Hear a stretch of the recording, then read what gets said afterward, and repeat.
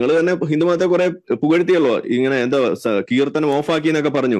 ഞാൻ നിങ്ങളെ വെല്ലുവിളിക്കുകയാണ്. ഒരു ഹിന്ദു പ്രചരണം എന്തെങ്കിലും ഒരു പരിപാടി നടക്കുമ്പോൾ ബാങ്ക് ഒരെണ്ണം നിങ്ങൾക്ക് ഓഫാക്കി കാണിക്കാൻ പറ്റുമോ? ഞാനതാ നിങ്ങളോട് വലിയ വലിയ തോതിൽ ചോദിക്കുന്നത്. നിങ്ങൾക്ക് എന്തുകൊണ്ട് ആ കീർത്തന സമയമാണ്, നമുക്ക് ഇന്ന് മഗ്‌രിബ് ബാങ്ക് കൊടുക്കണ്ട എന്നൊന്ന് തീരുമാനിക്കാൻ ഏതെങ്കിലും ഒരു മുസ്ലിം പള്ളിയെ കൊണ്ട് നിങ്ങൾക്ക് ഒന്ന് തീരുമാനം എടുപ്പിച്ച് കാണിക്കാൻ പറ്റും? ഏറ്റവും മിനിമം പോട്ടെ, നിങ്ങൾ ഇവിടുത്തെ ഭരണ കക്ഷിയുടെ ആളാണല്ലോ.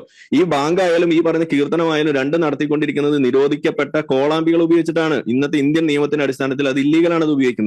അതിനെതിരെ ഒരു നടപടി എടുക്കാൻ നിങ്ങൾക്ക് സാധിക്കും? കോളാമ്പി നിരോധിച്ച സാധനമാണ്, അത് ഉപയോഗിക്കാൻ പാടില്ല, നമ്മൾ ബോക്സ് മാത്രം ഉപയോഗിക്കാൻ പാടുള്ളൂ എന്ന് പറഞ്ഞിട്ട് ഏതെങ്കിലും ഒരു പള്ളിയെ കൊണ്ട് അത് റിമൂവ് ചെയ്യിക്കാൻ നിങ്ങളെ കൊണ്ട് പറ്റുമോ? ഇല്ല.